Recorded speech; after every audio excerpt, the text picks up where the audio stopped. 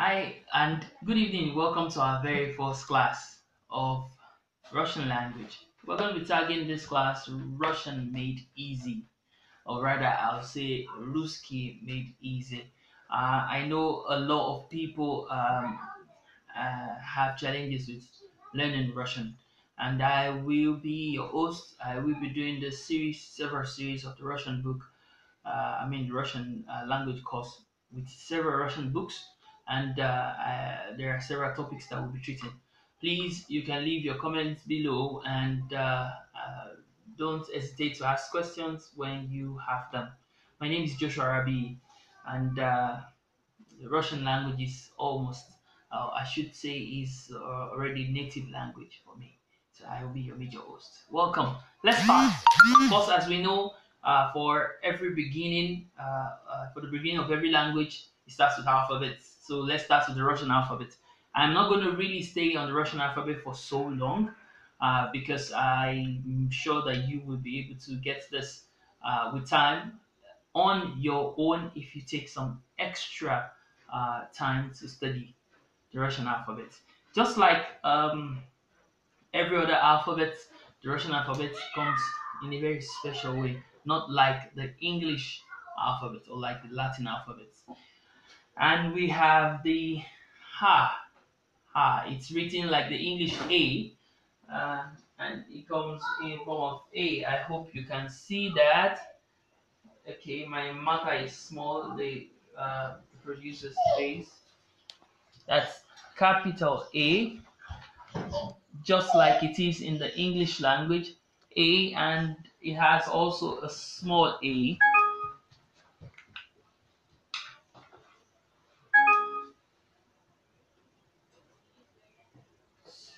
That is A. Okay, and we have the bear, just like we could say B in Russian, in English. The capital B is written that way. I hope it's glaring enough. Don't worry, towards the next class, I hope I'll get bigger markers to write this. The capital Russian B. I hope it's clear enough. I really hope so.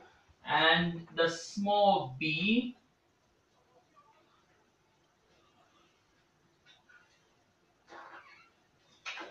that's it. It goes either that way or comes like this. Practically like a 6. But then that's in lettered forms. We prefer to write it like a D in English. That is the Russian B.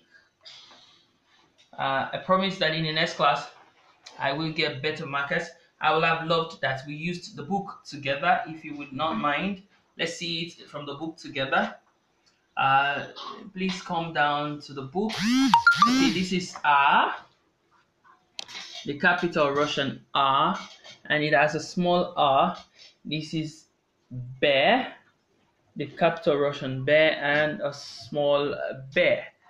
Uh, this is ver, as in V, and um, the small v.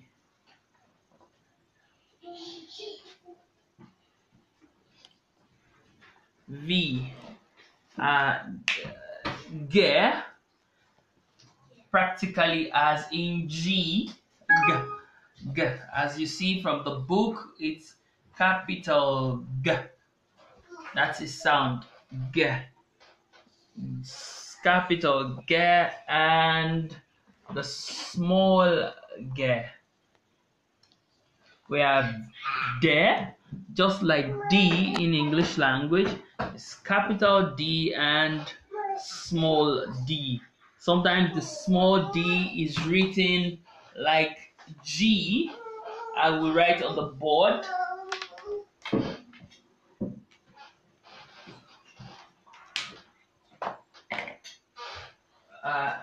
D in English. My markers are very, very faint. But in Russian, sometimes we take it like this, decoratedly. I'm sorry, my markers are very bad. D, and the small d is written like this, a G. Although sometimes the small d could also be written D.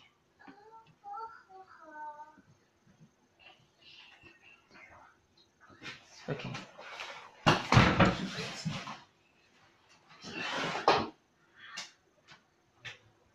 In the next class, definitely we'll be getting better markers. Okay. E, just like we have in the book. Let's work with the book. E, capital E. But in this case, it looks E, but it's J, like you see there. It sounds yeah, yeah, yeah, yeah. Yeah, as in here we have Yerevan. Yerevan is a city in Armenia. It's the capital of Armenia. Yeah, Yerevan. Yeah, and after it we have the yeah is the Russian E. After it we have Yo, capital Yo, and small Yo. Yo is like the E but with the two dots on it.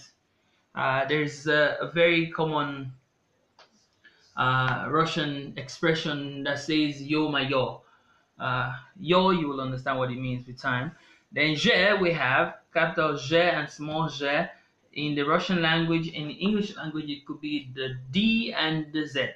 Does, does, j, j. The next is the Z. Z, like as in Z, phonetic sound Z, Z, capital Z and small z, just practically like the Russian Z, like the English Z, but it looks more like a 3 in writing. Then we have the E, capital E. You can see the E in Russian language. It looks like an N turned upside down.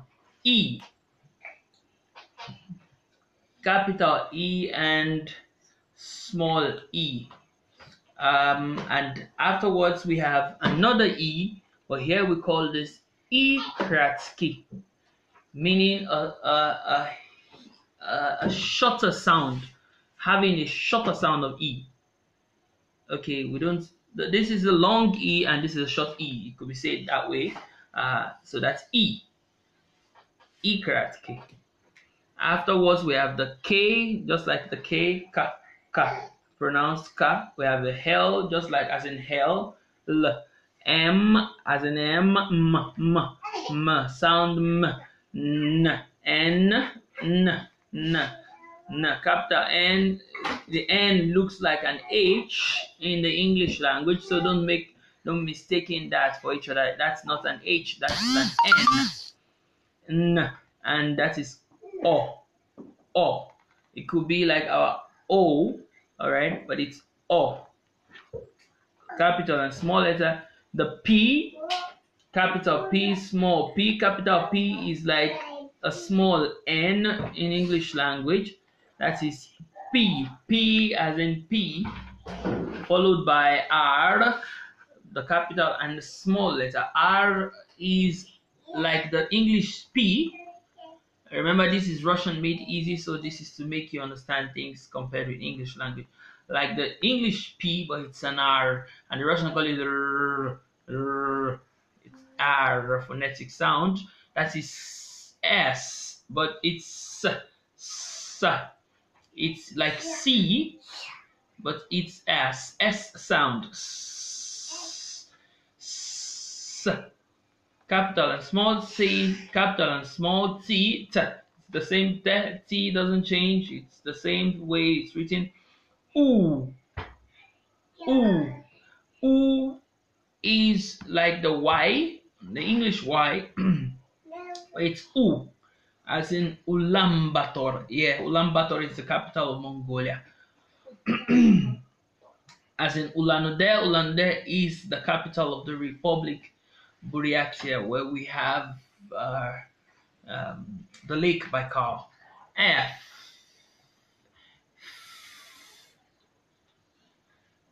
You can see how the Russian F is written. There's nothing to be compared with it. It's F. That's it. And um, after the F, excuse me, we have the.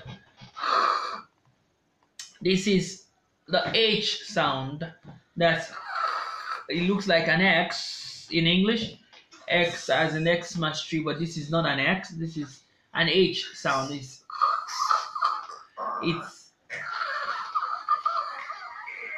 It's practically a quiet sound, just like the H, but then it always gives the sound.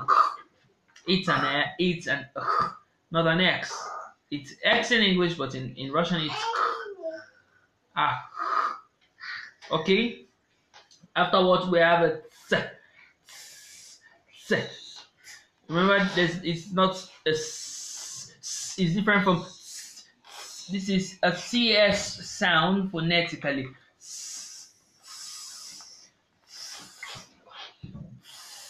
As in, okay, this is a ch sound.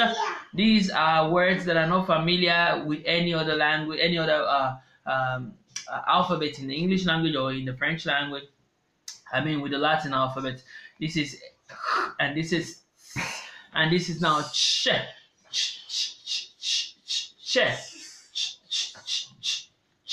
As in the CH sound, like we see. Chicago is written here, Chicago. This is SH. Okay, and just like it is a shorter sound of the SH. It's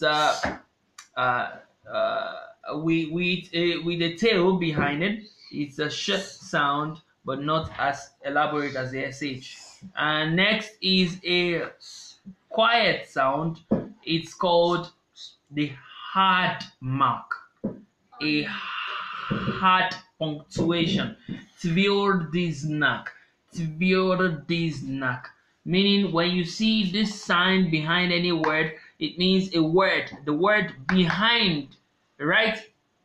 The word right before this sign is supposed to be stopped hardly. It's supposed to be pronounced hardly. There are very few words with the hard sign. The hard sign. It's called the hard sign. Very few words with the hard sign, but they do exist. And right after it is a soft sign, like it said in Russian, myaky znak. This is the tvrdy znak, and this is myaky znak. It is a soft sign. It's written always in between or afterwards. Bruxelles. The L is quiet. Alright, and afterwards it's an E. I remember the days when we started to learn Russian, we call it a 61. It's not a 61, it's E. It's like an E sound, but it has a special way of being pronounced, as in cream. Oi, the oi sound. It's also an E, meaning practically we have 3 E's. We have the long E, we have the short E, and then we have the third E, that is oi. Alright. Afterwards we have the air sound. Okay, that's Edinburgh, for example. Elizabeth. Air. The air, you can see in the Russian language, the air faces the back. Please make sure you pronounce these words over and over again. Good enough for you if you have such a book like Русский язык 5 элементов. That's what I use currently, I mean, for this class. But then I have another book on another online book, which is Daroga v Россию. I hope that can be shown. Daroga v Россию. I would also be using this book. Great. Okay, we have a U. So like Y-O-U, Y-O-U, but then it's in just one word that is not comparable. It's like half of an H and an O joined together. It's a U, U, U. So if you were to write anything like a union, you will be using the word this, U. All right. And lastly, we have a ya, ya, ya. It's like a J-A together or Y-A written together. Ya, yeah. It means hi. This is one of your very first words in the Russian language, but it's practically the last one here. It is a ya. It is a yeah.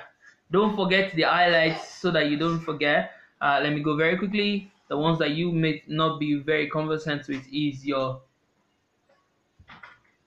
You